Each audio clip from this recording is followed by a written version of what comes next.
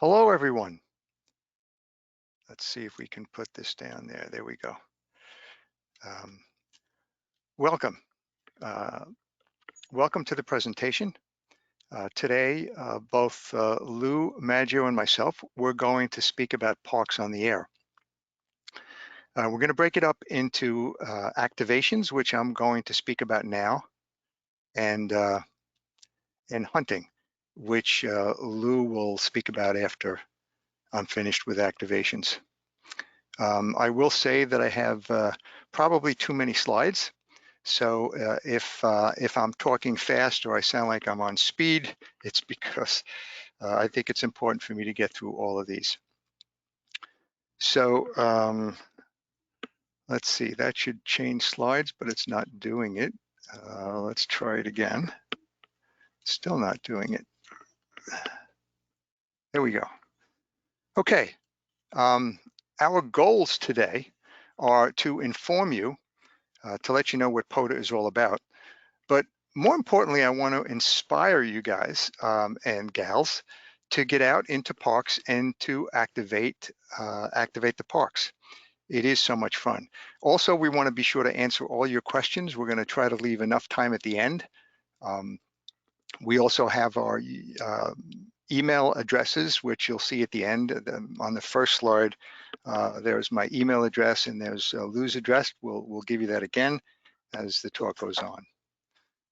Okay, so Parks on the Air, what is it?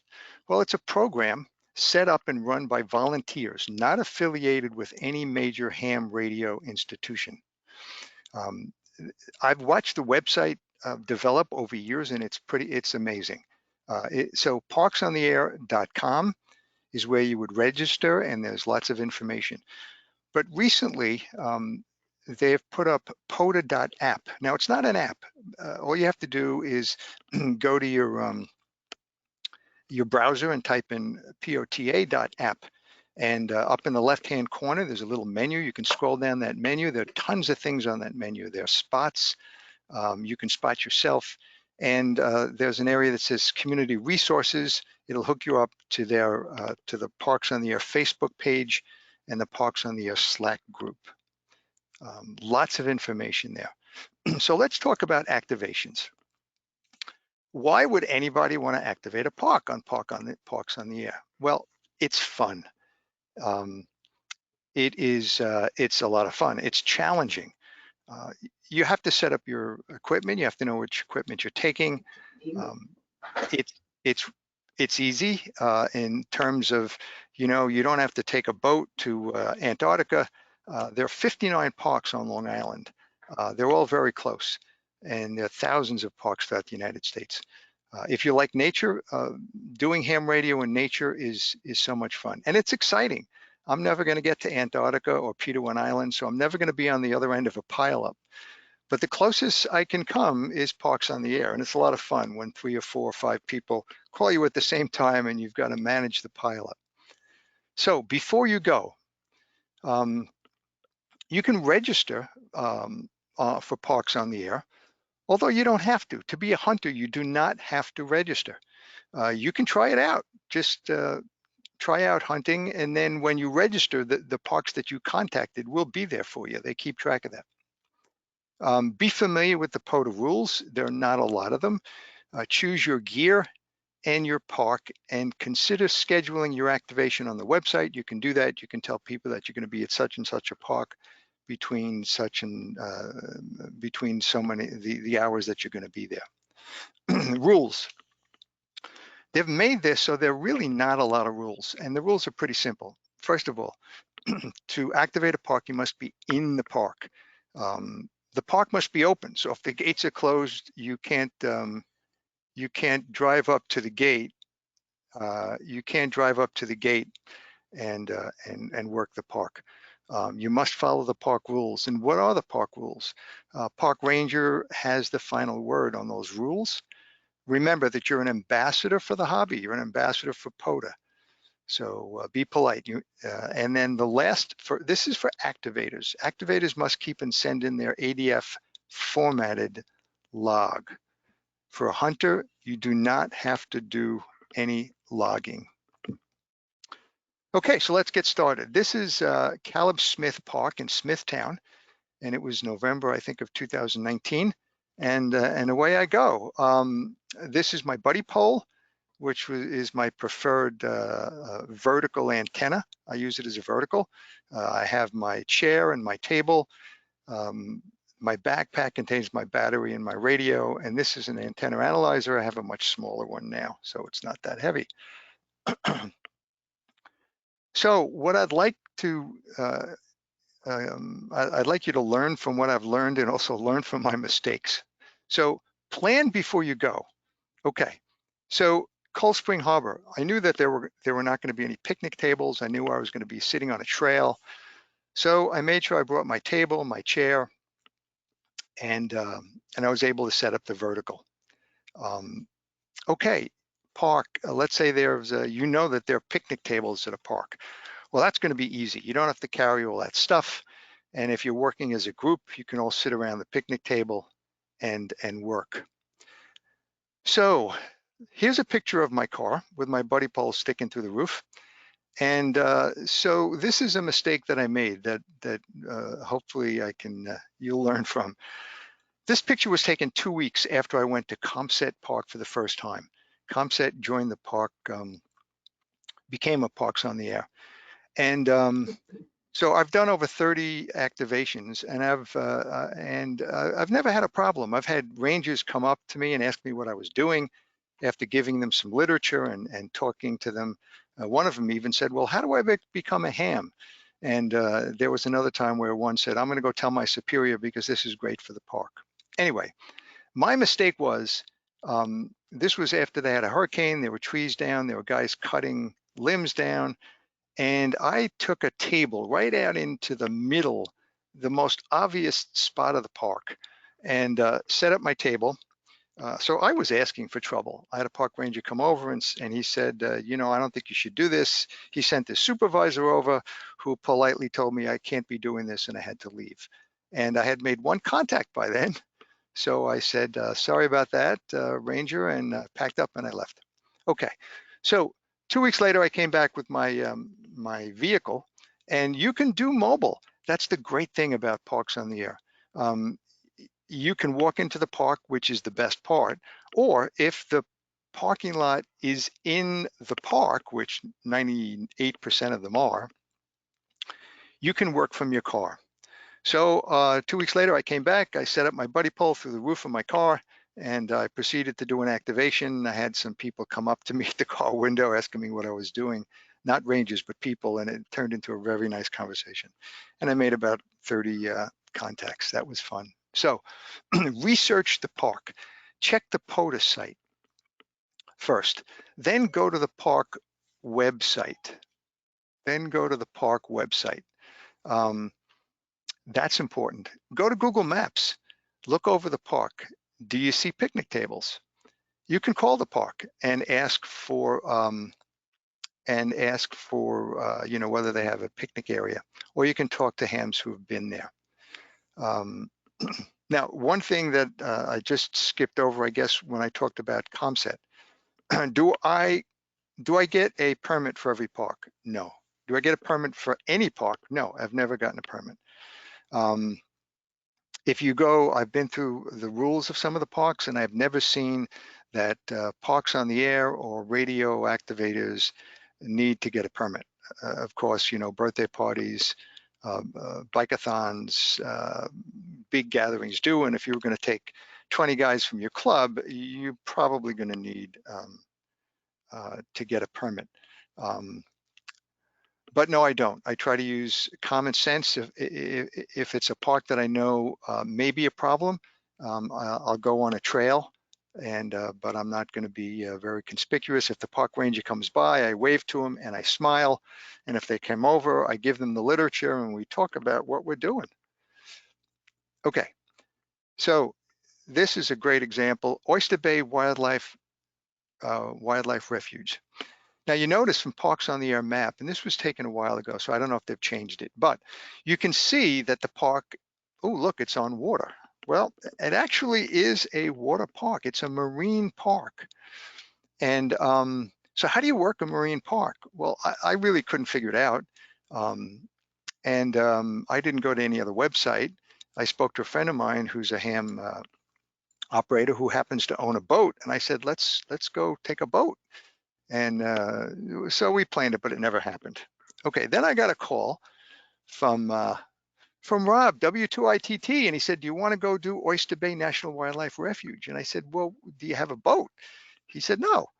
But if you go to the Oyster Bay website, you'll see that there is a strip of beach that's part of the park.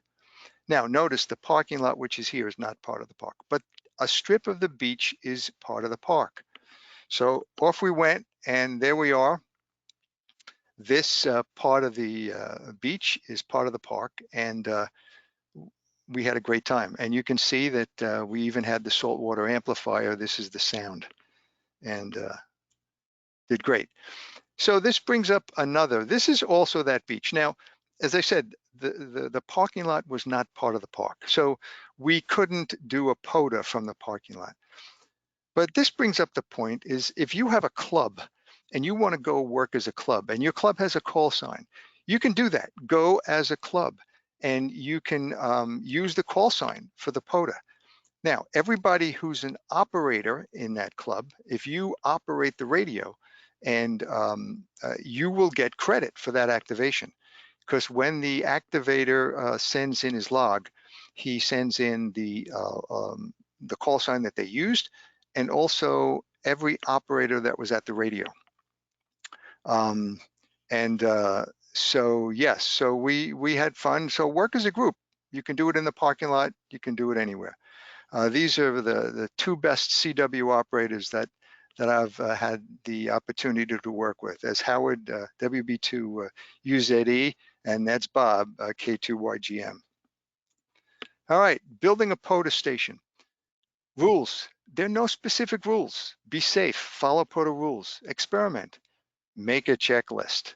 All right, don't forget that connector that the BNC to the 259 connector that you need for your antenna. Practice in your backyard to make sure the setup works. How about equipment? What rig are you going to take? Well, are there any rules? There are no rules. All right. If you want to go full power, I enjoy taking my IC7300. I can do 85 to 100 watts with the battery that I have, and I'll show you that on the next slide. QRP, lots of fun. I have a KX3. I've done QRP at several parks. And you'll be amazed at how far you can go with QRP, especially with things getting better, and especially if you're using CW. Take your handiwork, you know, kits that you've built. I've built a Bayou jumper and a tri-bander. I've taken them both, and it's a lot of fun working a mini pileup with a rig that you built. How about the mode? Any mode, SSB, CW, or digital. And I would say that right now there's probably 75% voice, 75% SSB, maybe 15 to 20% CW, and FT8 is making a big push here. I'd say they're 5% and growing. So if you do FT8, you can certainly do that. Which band? HF bands, any band, okay? This is not a contest, so you can use the walk bands. So use 30, use 17, use 12. You can use all the bands. VHF, UHF, sure, you can do that. Just make sure it's simplex. No repeaters, unless the repeater is inside a satellite orbiting around the Earth. Batteries, Bioino batteries. I think they're great. I had lead acid batteries, I switched over. This is a 12 amp hour. It runs my KX3 for days. And this is a 30 amp hour, which runs my ICOM 7300 at 85 to 100 watts for, I've done 3 to 4 hours and still had power left. Other sources of power, battery in your radio, solar panels, certainly QRP, you can do that. Generator, I would check with the park. I think that's asking for trouble. You may need a You made him so fancy. You may need a Mine is permit fine. to do that. Oh, yours is fine. I'm not saying yours isn't fine. Okay, antenna. So you need to decide what kind of antenna is, as John Mead said in his presentation this morning. It's probably the most important part of your your setup.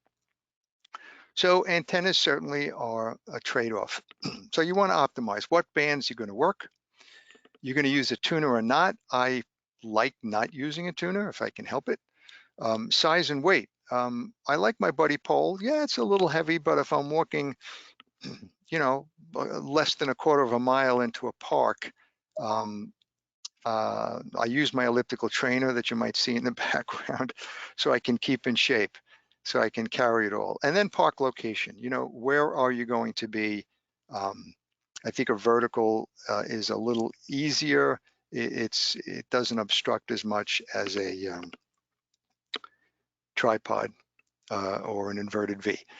Okay, so I use my buddy pole as a vertical, and if anybody would like to know how I do that, I do have a PDF. Unfortunately, it's not in the system yet, but you can always email me and I'll send it to you. So I enjoy working parks that have never been activated before. This was a park out east in Stony Brook. It's called Patriot Hollow State Forest, I think. And so I wanted to be the first one, and I got there and I realized why nobody had ever activated it before. It is a dense woods. There are no clearings, there's no table. But I was there, so I crawled into the woods, set up my table and my antenna, and I think that day I made something like 80 contacts. Lots of fun. So know where you're going. This is the other antenna that I like to use. It's a soda beam linked dipole. It takes up a little more, it's a bigger footprint than a vertical. So this is W2ITT, Rob. So I think Rob was sent on a business trip to California, and he didn't want to leave his radio home. So he took his KX2 with him, and he took his super antenna with him, and he latched his super antenna to his rental car. And he visited some parks. I'm sure he stayed in the parking lots, but he visited the parks. And KX2, so what does it run? Maybe 10 to 12 watts. So how many watts could he have been running? And did he make any contacts? He was using CW. And this is what Rob did. 3 6-watt activations from California. I would say he made a couple of contacts there. You have to remember that you can work portable and that's fun, but when you're working portable POTA, there's a lot of people out there that are looking for you. They want to get you into their log. So you're going to have people calling you, and you can spot yourself. You can do that quite easily through their POTA.app. You can put that into your cell phone and do it on the fly. So your station, remember it's your activation. It is whatever you want it to be. You want to take 100 watts and make 144 contacts, fine. You want to take a kit radio that you built that puts out 5 watt and does 11 contacts, you need 10 for it to be an official activation. Try out different rigs and antennas. Remember that you are running the activation. You're the boss, you're running the activation. So even if you're doing voice, and you're not used to running a pileup, so you think you're going to do it slow, well, you know what? You do it at your speed. And if they want to get into your log, they're going to slow down to your speed. And that, of course, goes with CW. You want to send it 12, 13 words a minute, that's fine. They'll come back to you at 12, 13 words a minute. And if they don't get into your log. Okay, activation requirements. You must send in your log. It's the activators that run this. You must leave no trace at the site. That's just courtesy. And you must be an ambassador for the hobby and for POTA. Logging. So they've made it pretty simple. You need just the date you need the time, you need the call sign that you spoke with, and you need the mode. If somebody else is out there on a park and they call you, that's called a park-to-park contact. You need to take that park's K number. And that's all you need. Most people will send a signal report. And if you're a hunter, you will also send what state you're in. So, you know, I would say something like, hey, you're 5'9" here in New York, Long Island. Thank you so much for activating. And they would come back and say, thank you so much for being a hunter. Have a great day. But, you know, you can, if you want to strike up a conversation with somebody, you can do that too. So how are you going to log?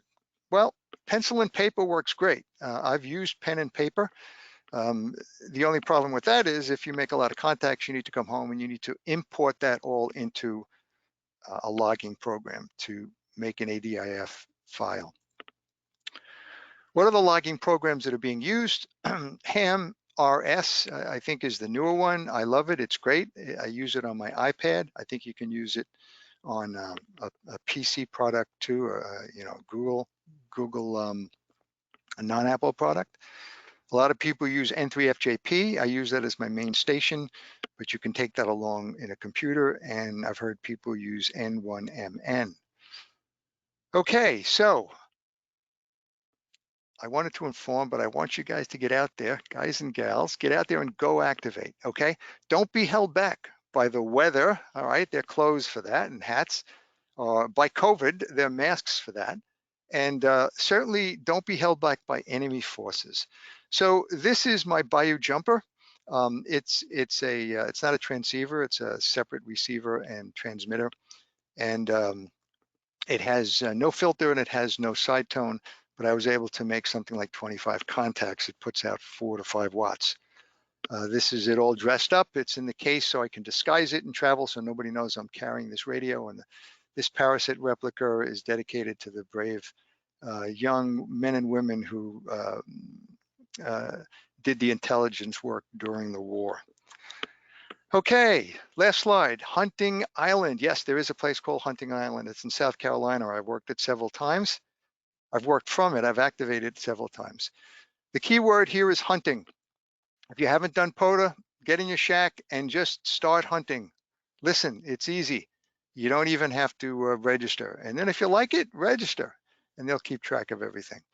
If there are any questions that we don't get to, you can, this is my email. I'm also good on qrz.com. And now we get to hear Lou, who's going to tell us about hunting and ways to keep track of the places you've hunted. So moderators, over to Lou.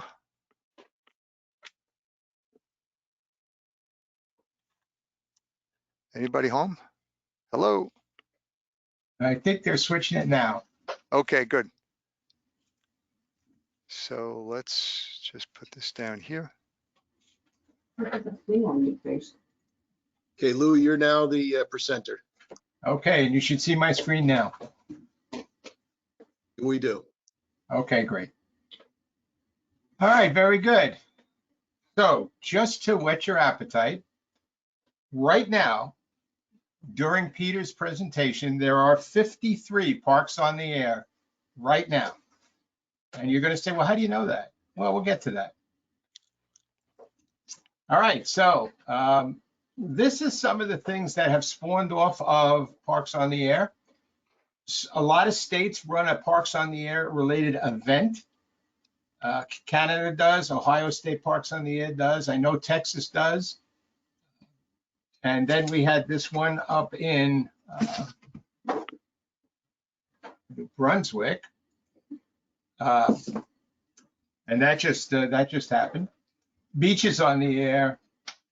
As you can see, they all come from the POTA thing, and they actually all started from the POTA.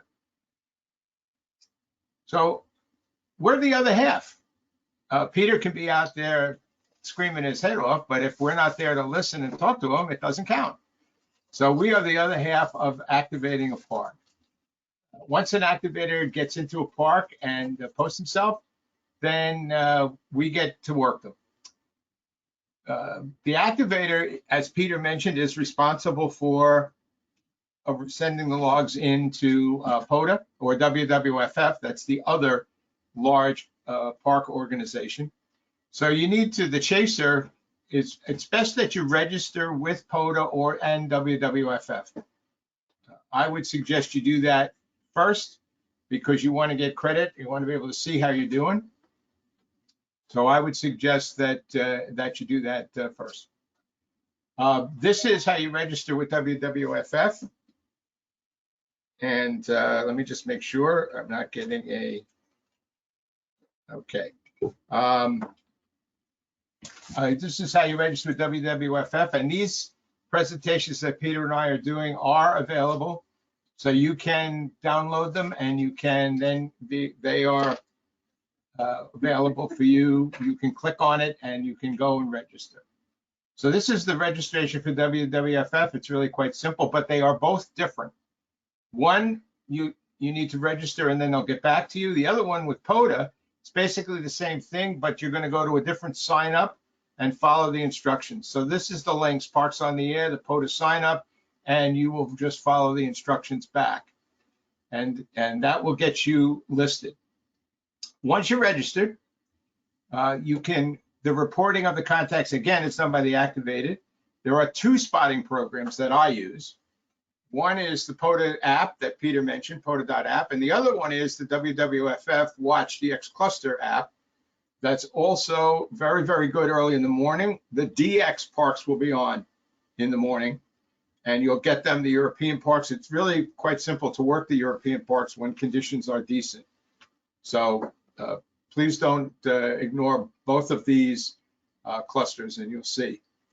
Now you're going to run into different types of people that are chasing parks. You have the fixed chaser.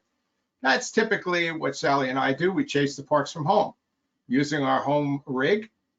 Another thing is you could use from mobile, where you chase from a car. You're going to hear a lot of them on, because a lot of the activators will give mobile QRP, YLs, and Parks to Park an opportunity. You're also going to hear people running QRP. So they're using QRP and they're chasing. Peter would be using QRP and activating. This is QRP and chasing.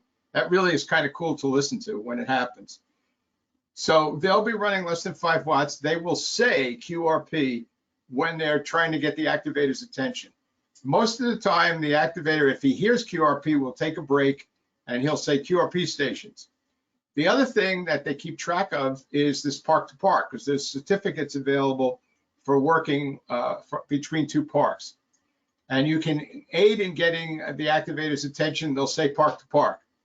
Most of the time, the chaser will actually just say park to park. He won't even give his call. He'll say park to park, and then the activator will say, okay, I hear a park to park, come on out, give me a call. There's another kind of activation that I wanted to just bring up. Parks will activate during contests. So there might be a QSO party. In fact, they're about to start for this year. So the QSO party will focus on parks. So you'll hear operators that are in parks operating a QSO party. He does that to get more contacts. So you will hear, like, for example, there'll be a QSO party going on for Ohio, Parks on the Air, or Ohio QSO party, and they'll be operating from a park. Before you call them, pay attention to the contest rules. One of the things that's just wastes a lot of time is when the activator has to explain what he needs from you. Does he need your state? Does he need your zone? Does he need what he needs? So try to learn that before you call a park that's operating as a contest activation. The other thing I want to mention is activation etiquette. Be sure to listen to what the activator is saying to see how they are controlling the flow. I'm sure Peter goes through this, but most activators will put out a call. They'll say YL operators, QRP, mobile, or park to park. If they do that, just stand by. Give everybody a chance to work them. They might also be listening for a specific region or state. The key here, and I mentioned this in bold letters, is listen. For example, the last state I needed was Hawaii. And whenever I saw Hawaii spotted, I did everything I could to try to operate. Finally did get it, by the way, but only about 2 months ago. So be sure to listen to what they're saying. Naturally, of course, Sally gets the parks before I do because she's a YL. So she will listen to what they're saying. Now, one of the things that comes up is when you get a lot of parks, they say, well, how do you know? How do you know what parks you got? So I wrote a spreadsheet that monitors the POTA sites that I have worked and the ones that Sally has worked. And I have a blank version of this spreadsheet available. Anyone out there that wants a copy of this, I would be very happy to email them. I'm working on a set of instructions on how to use it. And I'm about to do something now that you never do during a presentation. I'm actually going to bring up that program live, which is dangerous. Okay, so here it is. This is how I knew there were 53 parks on the air right now.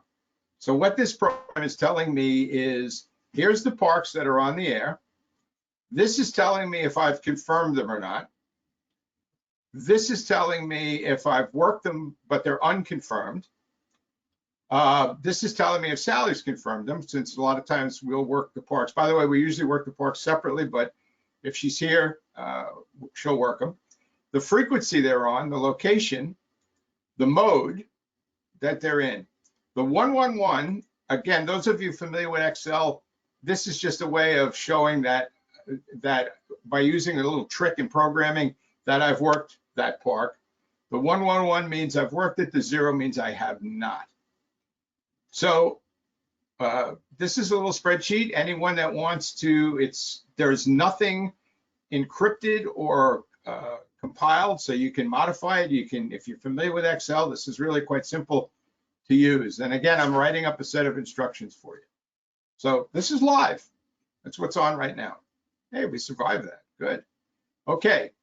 So again, my email is right here, and it's good on QRZ, NO2C on QRZ. Okay, a couple of hints if you're chasing. Run as much power as you need for the activator to hear you. They're probably activating on battery power. As Peter mentioned, he might be running 100 watts. That might fool you into thinking band conditions are bad. Don't assume that.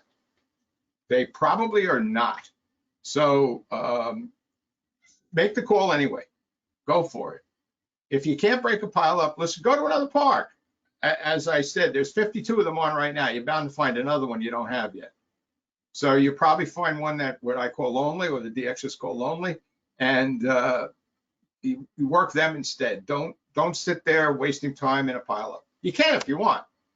Very often the operators will be doing a twofer.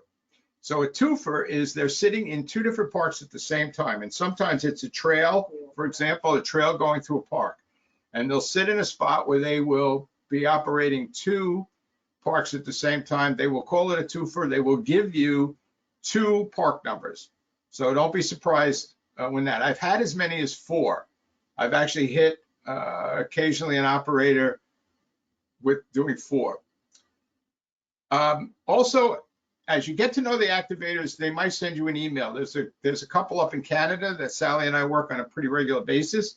They'll send out an email with a schedule of the parks they're planning to operate in. So that gives you a little hint that they're going to be on the air tomorrow. They're going to work these 3 parks, and you might have an opportunity to pick up some new parks. Now, respotting a park. If you're going to respot a park, be sure to carry the park IDs. You'll see this on the DX cluster all the time. Someone will go in there, they're on a park, they'll have K 1 2 3 4 1 2 3 4. Someone will respot them and say POTA. Well, okay. So now you got to go to the POTA program. You got to see which park they're in. Maybe it's one you already have. Maybe it's one you need. If you do respot them, be sure to respot with the park ID. Now, relays are normally okay. So you're hearing someone calling a station, and the station's not hearing them. Not good enough. He's not hearing them good enough to make the contact. So let the activator know that there's a DX or a QRP station calling them. You don't have to necessarily give them the call sign unless they ask you. But you could tell them there's a DX station calling, there's a QRP station calling, and they usually appreciate knowing that, and they will put a call out for the QRP or the DX station right after that normally. So if you have a park, and as Sally is saying, if it's a YL, of course you have to stop everything and work them. While you're chasing, you might come across a park that has meaning for you. Let's say you've been to this particular park and you definitely want to confirm it. Exchange a QSL if it's a very unusual park. If you do run across that, I usually send an email to the operator and confirm. Now, I did that recently, and my next slide is going to be an illustration of what can happen. I did that because I worked a park that was very unusual. I had never heard it on before. As a matter of fact, they only had 5 contacts listed for this park. And I asked Elizabeth if I could get a picture that I could use during this presentation. So yes, I actually did talk to Alcatraz Island. I spoke to Elizabeth on December 3rd. She was on Alcatraz Island. She had about 250 contacts based on what I saw. It was one of the first times Alcatraz has ever been activated, and I did get it. And she sent me a picture of the antenna she used. That's the picture on the left. So if you come across a park that you say to yourself, wow, I really want this park, or we were there, we visited that, I'd like to make sure I get that confirmed, send them an email. Elizabeth was nice enough to send me some pictures and this slide, or not the slide, but the QSL, and I was able to use it in this presentation. So it was a battle to get through to her. I don't want to make it sound like it was easy to get Alcatraz Island from Long Island, New York. In fact, I'm not sure which one of us was more excited, me that I got Alcatraz, or her that she got through to Long Island, New York. So, but it was great that she sent this, and I was very happy to be able to use it. She did give me the okay to use it. Oh my God, wonderful. And of course, naturally, just so you know how it works, it took me about a half hour, 45 minutes to get her. Sally got her on one call right after that. So that's how it works. Okay, so some certificates. So now you don't have to get the certificates, but if you want some certificates, there are certificates from the WWFF. This one, you gotta go to the login page. Again, if you follow these steps, you can request the award you're eligible for, and the certificate will be emailed to you. That's the WWFF certificate. We also have POTA certificates. Now, POTA is a little different. You log in, you go to My Awards, and every one of your certificates that you're eligible for, and I'm showing you some of the ones that I have here, comes as a PDF and you can download it. So, and now I'm going to just quickly go through a few certificates, so we'll leave some time for questions. So here's my honor roll certificate for Canada. Canada, you hit the honor roll when you work 100. Just last time I looked, I had 225 Canadian parks. So I'm way past the honor roll. And I got the certificate for that. Here's the KFF for making 1,300 unique contacts in the KFF program, which is basically the United States and Canada. And I worked that, you get a certificate. Again, it's kind of up to you to check and see if you have a certificate, but once they do it, they'll email it to you and it's easy to get. Here's one that was tough. I got this contact for working 20 different parks in Australia. That was definitely an early morning, and it ranged everywhere from running the full 1,500 watts to one morning where I worked the park on 35 watts. So it depends. I now have 24 Australian parks. So I got a certificate for that. And again, this is up to you to download and get them, but it's a lot of fun. It adds to the thing. Here's Ireland, England, UK, Ireland, and I worked 22 Irish/English parks, and they sent me this certificate. Again, jumping between POTA and the WWFF. The WWFF, I have a certificate for working 40 DX contacts with a park in it. So 40, I think the next plateau is 60 or whatever it is. So I'm not there yet, but these are current. And of course, my finale, I have worked 3,600 parks total. Probably why they asked me to talk. Anyway, And this is the certificate I got for 3,600. The next level of this certificate is 3,500, and then it goes to 4,000. They set the steps. So they set the steps, and you can go ahead and send for the certificates whenever you want. Again, my email is right here. If you want a copy of that spreadsheet, just send me an email and I would be happy to send it to you. I'm working on a write-up on how to set it up right now. It's almost done. And Peter's email is on here also. So I thank you very much for listening to us today, and have fun. Go out and do it. Hunt. You can start hunting today. There's no reason not to. You don't have to go out and do it. So 73 to all of you, and 44. to the moderator, and 44 to the moderators now. If you want to have some questions for us, we are good to go. Okay. Hi, this is Neil, KC2KY. I'm one of the organizers for the forum. And we have a few questions. This one is for, I guess, for Peter. When you activate a park, is there any kind of literature that you give to visitors and rangers? Yes. If you go on to the POTA.app site, there's, and up to the left, the menu, scroll down, there's community resources. That'll hook you up to their Facebook page. On the Facebook page, they have a really nice brochure that you can hand out. And I think they would prefer, the organizers would prefer that you hand that out as opposed to anything that you may, whip up or dream up. But it is right there. It's on their Facebook page. Okay. I have there's a question here for Lou. And the question is, Lou, have you ever activated a park? Yes, it's a good question. Sally and I have activated about 13 parks. And normally when I do activate the park, it's activated on the Sally's call, K2ROID.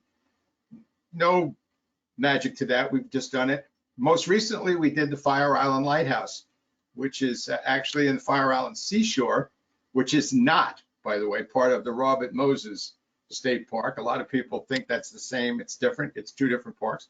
So we activated the Fire Island Lighthouse, and we had a lot of fun doing that. So yes, I have activated. It's a park and a lighthouse. Okay. And Peter, one of our attendees is asking, what support pole or mast do you use for your wire antennas, and do you get much RF back into the radios? So the two antennas that I've used, I have a soda beam linked dipole, and that does have a toroid. It works really well. You don't need a tuner. It works for 40, 30, 20. And with a tuner, you can do 15. I get no RF back. The vertical, the buddy pole, which I use as a vertical, is a full 20-meter quarter wave antenna. So 20 meters and up, it's a full quarter wave. So you have just about the whole band, both CW and SSB. But once you go below that on 40 meters, you can get some RF back, and there's a balun that that they sell, that Buddy Pole sells. It's a 2-to-1 or a 4-to-1 that just goes right at the foot of the antenna, and that keeps out all the RF. So when I use that balun, there's no problem. Okay. Here's another good question. Can I use my mobile rig sitting in my car and activate a park? Can I just drive into a parking spot if the parking lot's part of the park, and does that count? Yes. Yes. Okay. They've made it so easy. Yes, you can. Do it. Okay, here's another one. When activating, just generally speaking, do parks or park rangers frown on using wire antennas thrown up into a tree branch as opposed to using a vertical buddy pole system like the one you use? I Have you ever think they gotten do. Yeah, I've heard. I've never done that because I've heard that that they get very sensitive about their trees. Now, it's all a matter of judgment. If you're gonna put up a long wire and you're on a trail where you don't think the park ranger is coming by, but yeah, if you had the choice, I would go with a vertical. My soda beam has a fiberglass pole that it comes with, but you can bring any fiberglass pole and put up an inverted V. So I'd be careful about throwing things into trees. Okay. And one other thing about my buddy pole, if anybody wants, the actual setup information, just shoot me an email, and I'll send that. Okay, we have another attendee who has a technician class license, and he wants to know if he's able to participate in Parks on the Air with a tech license. You go ahead, Lou. Yeah, I actually have seen several parks spotting themselves on 10 meters in the tech band recently. They make a point of saying that they're on the spotting program. They'll say they're deliberately in the technician portion of the band. And so therefore it's good for techs. Don't forget, of course, there are parks on CW, and but you could ask them on that spotting program to see if they'll go to the tech portion. So if you see someone operating 10 meters, for example, let's say Peter is on 28200 or something, and you want to see, you could post on the spotting program and say, will you go to the tech portion? If he's watching that, he probably would be willing to do it. So yeah, you can do it. Whatever your license, you can UHF and VHF as long as it's simplex. Yep. I don't know if are there any digital privileges for tech today? I don't do FT8, so I don't know. Yeah, I don't know the answer to that. But if there are any digital privileges on any of the bands, yeah, if your license says you can do it, just POTA has no problem as long as you stay within your license. Actually, if you're proficient, or if you can do CW at all, yeah, techs have CW privileges on 80, 40, 15, and 10. Yeah, well, just look what Rob did with 6 watts. Mm-hmm. Yeah, and the sites are willing to move. They will. I've seen it all the time. I mean, being on as much as I am with the chasing, I see messages get put up there. Could you go to here? Could you go to there? So they'll do it. They'll absolutely do it to help out.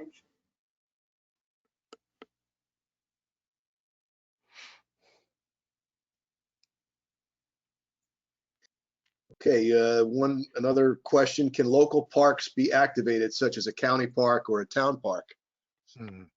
Not currently. No. Yeah, not currently. They're not part of the system.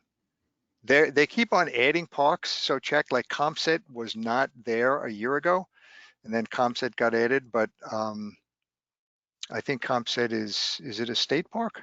It's a state park. ComSet is, and you can also email Jason. His email is actually on that last certificate on my slide.